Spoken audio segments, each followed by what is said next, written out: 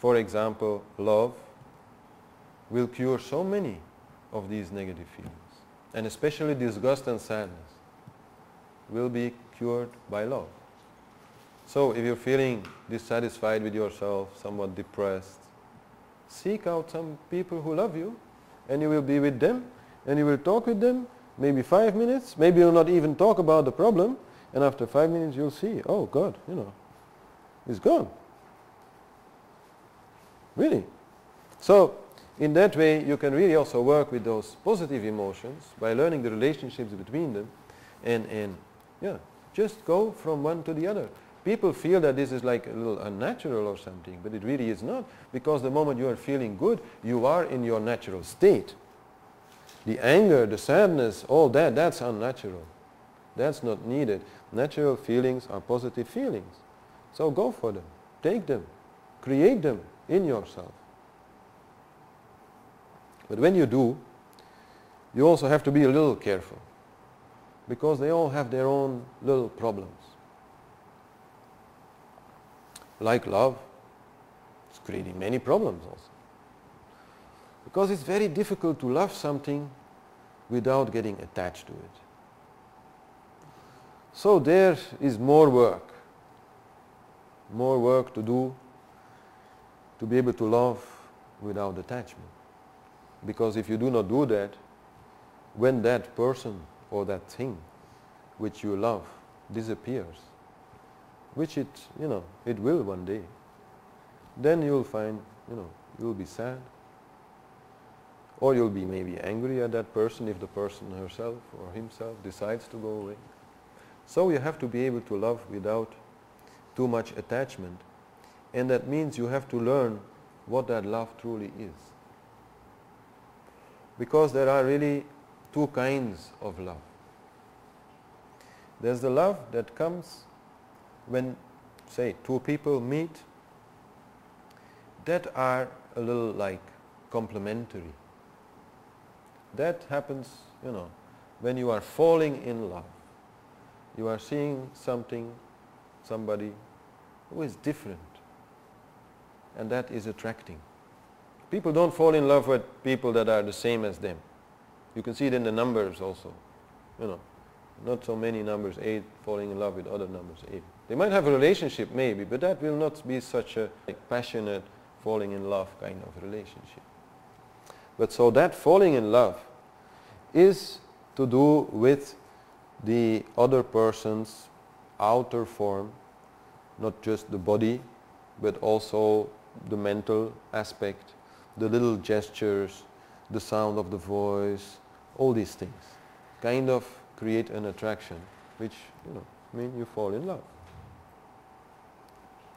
The other love which is there is for the one inside. And when I'm talking about the one inside, I'm not talking about the character. That all belongs to the person, to the persona, which create the feeling of falling in love. But the true one inside, without form, without shape, which is the same in everyone, that is the true love that we are all seeking for. And we often mistake the falling in love, which is almost like a electrobiochemical process, and a mental process, with the desire, the deep desire that we all have for union with that which makes us all the same. So one has to study love in many aspects. And that does not mean that one should not have love relationships like in marriage or any other modern kind of form, because that is very important. That is very important because it is a very good rehearsal for a more universal love. It's very difficult to say, I love everybody, and I surrender my ego to everybody. That's very hard. But with one person, it's more easy. To one person you can say, oh, whatever you do, I will always be gentle with you. And whatever you want is fine with me. And the other one then says the same, hopefully. And then you have something beautiful. a place, a person with whom you can be a perfect human being, a person with whom you can be a god. You can really bring out your divine qualities. And in India, women see their husbands as Krishna or Shiva or one of these other gods, and the guys see their wives as Parvati or Radhe or one of the deities. Precisely because that is what the marriage is about. It is about allowing the other one to bring out his most divine qualities. That is the true purpose of such marriage. And when that happens, and when that becomes something really solid, a really true, deep love, then that love will spread out through the whole universe. Then such a couple will be such an important factor in that local community or wherever they are active. So that love is very important, Sringara, and should be sought after. But of course, not always easy in this society. And well, that's a long discussion really, why in this society it's not always going that well.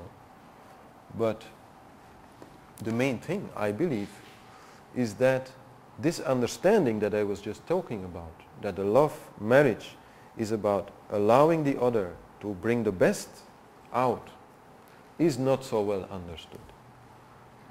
Love marriages here are more a matter of falling in love, some kind of attraction game, which does not last so much, and a feeling of, okay, this person can bring me a lot.